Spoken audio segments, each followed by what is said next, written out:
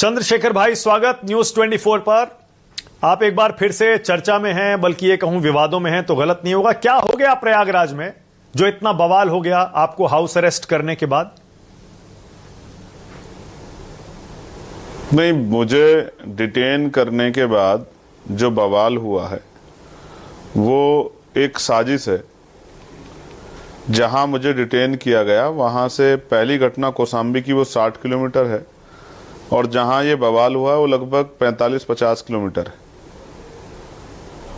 मैं तो डिटेन था, मैंने सभी से संयम बरतने की मांग भी की, लेकिन एक कॉन्स्पिरेसी करके जो है, जो पीड़ित लोग जो इंतजार देख रहे थे कि उनका भाई आएगा उनकी मदद करने के लिए, उनकी सुनवाई करने के लिए, वो अपना दुख दर्द बताएंगे, उनके बीच में कुछ लोगों ने घुसकर जो है उन सीधे साधे लोगों को उस हिंसा का जो है सहभागी बना दिया जो हिंसा वहां हुई।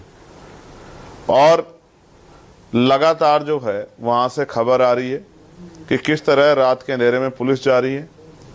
आपने भी कभी नहीं सुना होगा, हिंसा यहाँ होती है, बहुत बार होती है, कई जगह पर हुई है, अलग अलग प्रदेशों में होती है, लेकिन 100 के लगभग गिरफ्तारी लोगों की आपने कभी सुनी नहीं होगी। ऐसी एक हिंसा का आरोप हम पे दिल्ली में भी लगा था कि हमारे कार्यकर्ताओं द्वारा हिंसा की गई, जब 2019 में एक आंदोलन हुआ था। फिर बाद में सर्वोच्च न्यायालय ने उस केस को खारिज कर दिया था कि भाई ये इनके ऊपर आरोप गलत है। इस बार भी जो हिंसा हुई है, मैं फिर बार बार कह रहा हूँ कि अम्बेडकरवादी हिंसा नहीं करते हैं।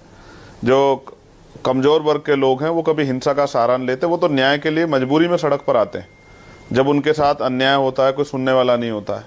तो ये साजिश है और इसका पर्दाफाश तब होगा जब इसकी सीबीआई जांच होगी। इसलिए मैं बार बार सीबीआई जांच की मांग कर रहा हूं, क्योंकि मेरे पास जानकारी है कि रात के अंधेरे में पुलिस जाती है, लोगों के घरों में कूदती है, जो घर में लोग होते हैं उनको उठा लाती है। जितने लोग गिरफ्तार किए गए मैक्सिमम घरों से पकड़ के लाए गए जो रात को अपने काम से आए थे। महिलाओं के बयान है कि वो भीम आर्मी में काम भी नहीं करते थे। कुछ पढ़ने वाले बच्चे हैं, कुछ नाबालिग बच्चे हैं, कुछ वो लोग हैं जो अपने काम से घर पहुंचे थे, रात को पुलिस उठा लाई।